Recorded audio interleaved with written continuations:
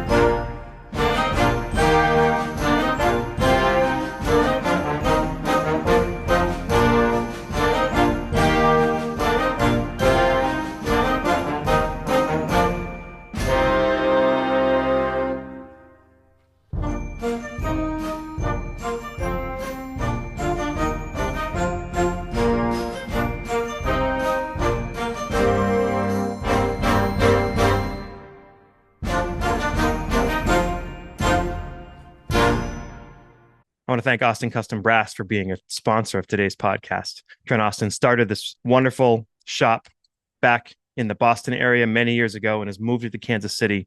Check out their unique line of doublers instruments that are perfect for students, band programs, and players of all ages. The Austin Custom Brass Doublers Flugelhorn is their most popular selling instrument, available in 5 different beautiful finishes. These flugelhorns come with a case in Austin Custom Brass's Fab 5 mouthpiece.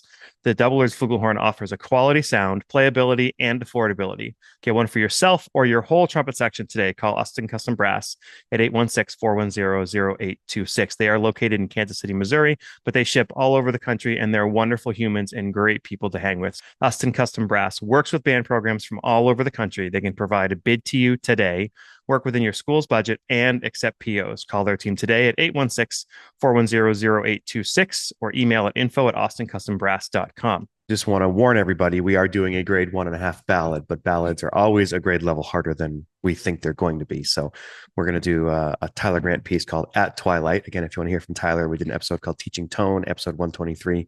If you want to hear more from him. I wish I'd had my daughter and my wife on this podcast for this because they could go on for an hour about how cool At Twilight is. Just so some notes from Mrs. Smith on this. The musical maturity without rhythmic complexity is great in this piece. It's very harmonically interesting and engaging for the students and requires that they follow the conductor through the tempo changes throughout the piece. Yep, it's a great piece for developing and working on phrasing at the younger level. With percussion, with a piece like this, in my approach, I would probably have all percussionists learn the mallet part. Could be a great piece for students to get some mallet work and then separate them out on all of their percussion parts.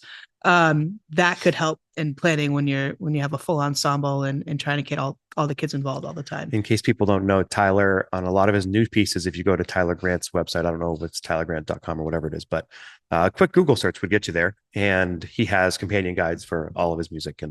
And if you're looking for a companion guide for a piece, but maybe there isn't one, he gets right back to people right away. So he's a great young composer to work with. Here's At Twilight by Tyler Grant.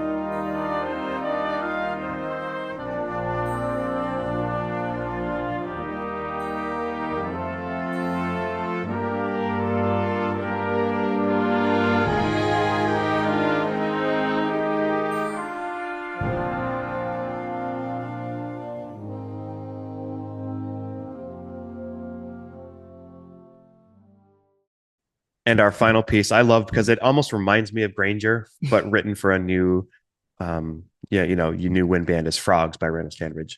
Yeah, this is a fun one. Kids like it. It certainly sounds like the name of the piece. It's Frogs. It's a great piece for teaching articulation and variety of styles. Fun for all instrumentation. Percussion's busy. They have some fun parts going on, especially the frog arrows and all the sound effect stuff they get to make.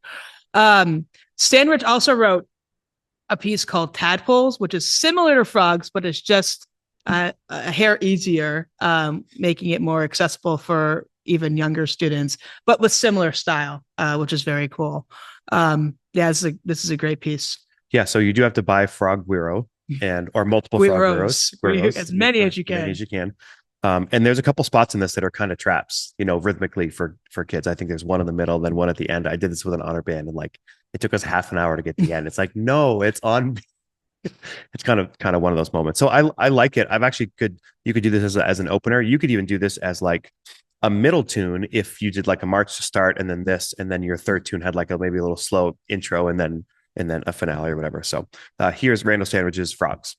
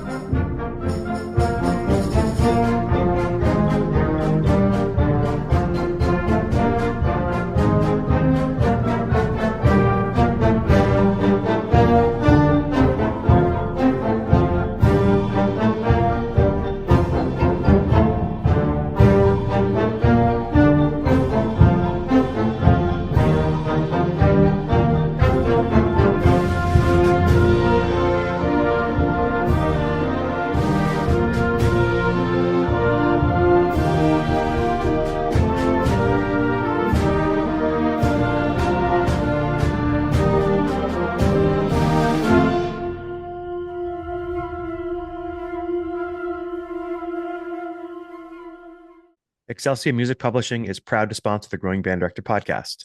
With spring concert season on the horizon, Excelsior Music Publishing is proud to offer a vast catalog of inspiring concert band and jazz ensemble pieces that will be right at home on your spring programs. You'll find works by imaginative composers for all levels. Find music for your graduation and spring concerts at excelsiormusic.com. That's EXCELCIA music.com. So we are onward to the grade twos. I also want to just dispel something that went to my head, and I don't think Missy's prepared for this at all. But people think that the harder music you do, the better teacher you are. And like the harder grade level your kids play, the better teacher you are. I hope people understand these days that is not the case. That if you live in the grade 1 area, because that's where your kids are, great. And sometimes it's the opposite. Sometimes the more experienced teachers stay back more and don't go to the higher grade levels because they feel like their students aren't ready for it yet. So, and I think the grade levels are a way to kind of organize your thoughts and how you program music, but it's not. What does it actually really mean, right? And you get do you want your students to like actually master the piece, or do you want them to just kind of play it? Yeah, there's more on the page of the notes and rhythms. Right. And if you do push them in a grade level, make it one piece, not all 3 or 4 pieces or whatever it is. Okay, so the opener of this one is Castle Bay by Gene Milford. And when this comes out, actually in about a week, Gene Milford's going to be a featured episode with me. I think it's episode 245. And so you get to hear from Gene, great writer out of Ohio. And this piece, Castle Bay, actually shows up on that episode as well. So if you hear this now and you like it, you get to hear it again if you listen to episode 245. And if you don't like it, well, you still get to hear it again. So I love this piece because, I mean, he always uses folk melodies. And we think of Granger and Holston using folk melodies. Kids don't know history. Kids don't understand things that have come before them. And teaching music of our country and other countries is a way of like teaching kids about history. So a lot of his music uses that. And what I love about this piece is it's 4/4 and then it goes to 6/8 for keel row and then back to 4/4. And that's a whole reason to do the piece in itself. Yeah. And the 4/4 section is great for teaching the dotted quarter rhythms too. And 6/8, that second folk song is in 6/8. So that's a teaching moment for your students for sure. Yeah. And when they go into 6/8, they're going to drag. And when they go out of 6/8 into the 4/4, they're going to rush. And what does he put into the 4/4 after the 6/8? Dot, dot, dot, dot. You're like, come on. But it's like a single eighth notes on the beat. It's a fantastic way to teach that. And you mentioned the dotted eighth note. The melody in the first one is da, da, dee, da, da, da, dum. That again, there's a rhythmic exercise right there. So here's Castle Bay, Gene Milford.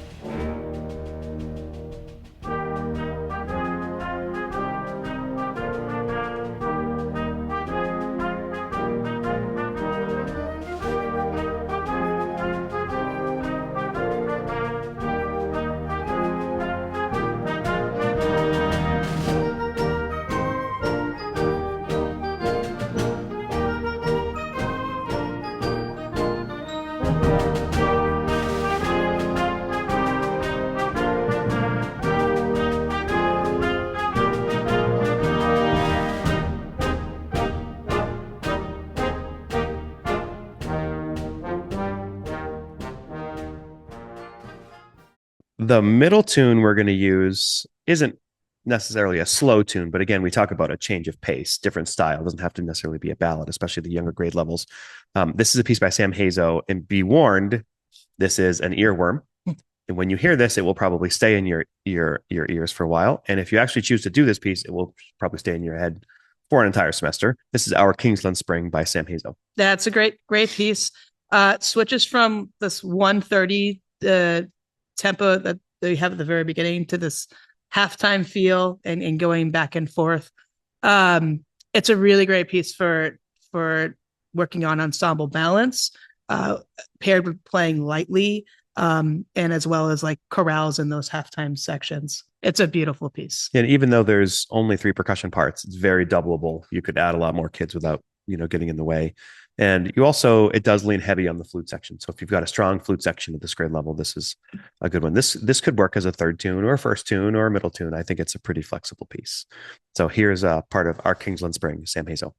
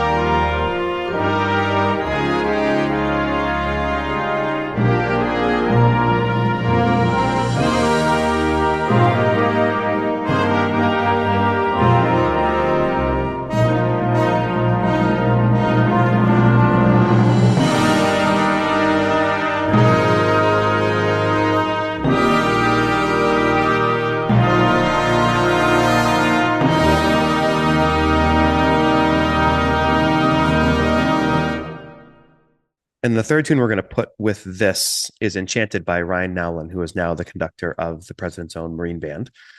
When he wrote this, he was not. Again, to have somebody in the President's Own Marine Band who is like a former band director. I know they're a band director, but like a public school band director is super cool. I paired this with Kingsland Spring because if you're going to a festival and Kingsland Spring is your middle tune, I know there's like small moments of that legato chorale, but there isn't really much Okay, now I'm backtracking. It's lyrical playing, but it's faster, right? So point I wanted to make is Enchanted has this slow opening before it goes to the faster section. And that's a really good thing to do when your middle piece isn't necessarily a slow lyric piece. Yeah, and that opening has lots of independent parts too. Percussion section overall is pretty busy in this piece. And I feel like the woodwinds are featured a lot in this piece, so you need a strong woodwind section. And lots of chromaticism, lots of great work with chromaticism. Here's Enchanted, Ryan Nellen.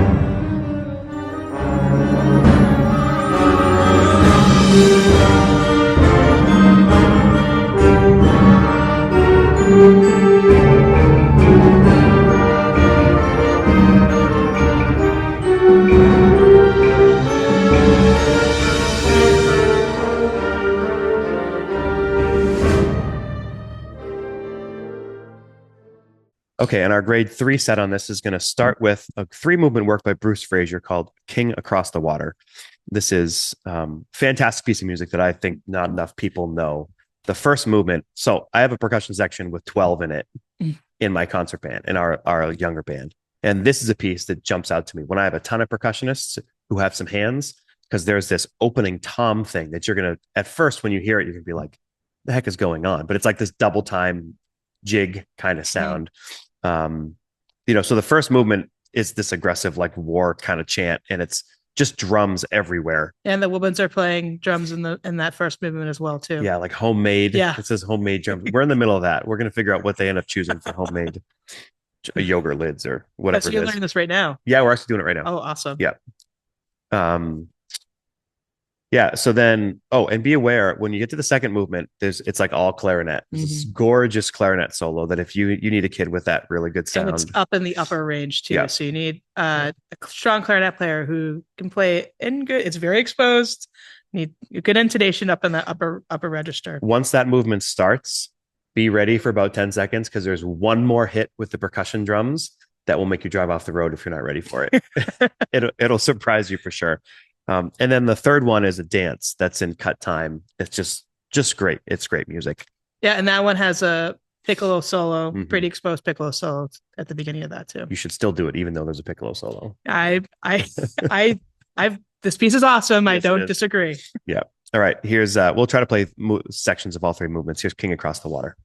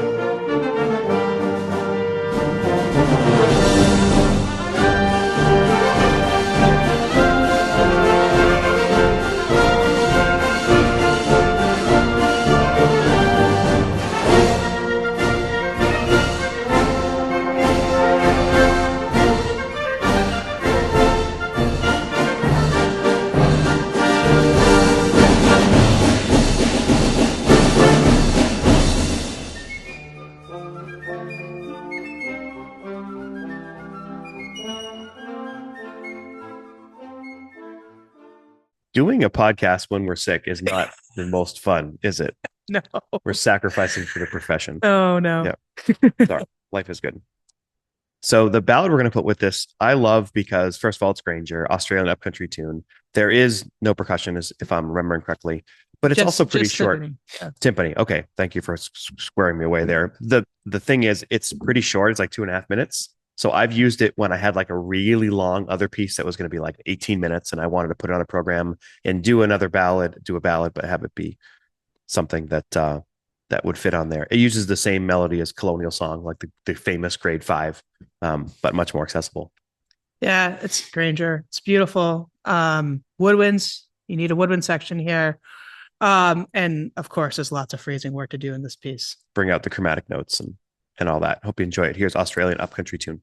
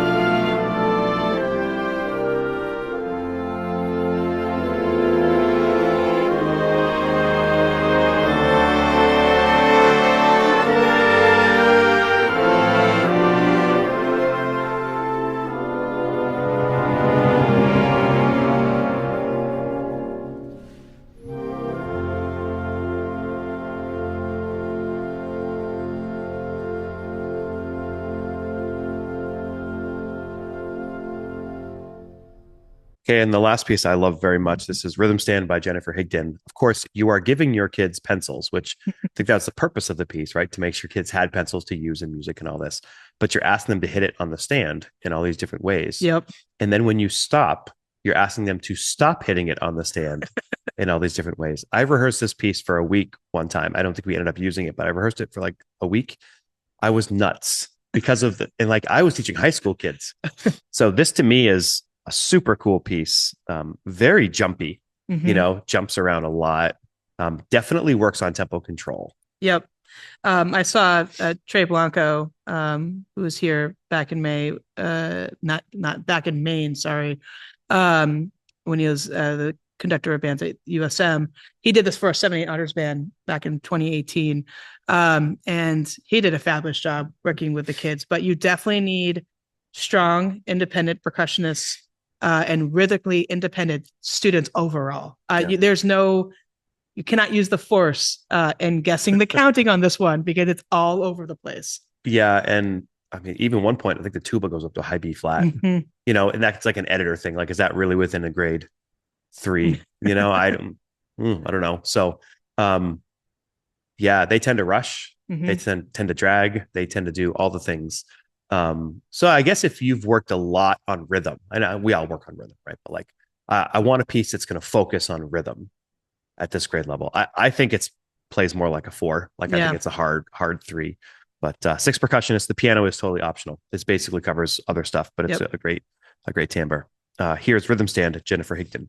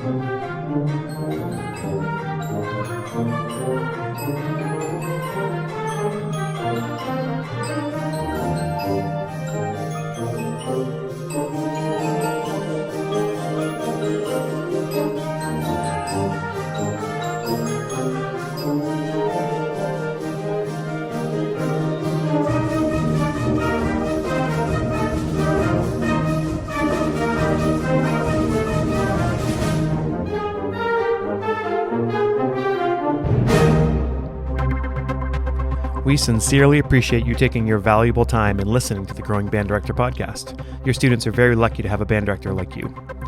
If you have any suggestions for episode topics or think you have an area of expertise to share on a show with us, please reach out.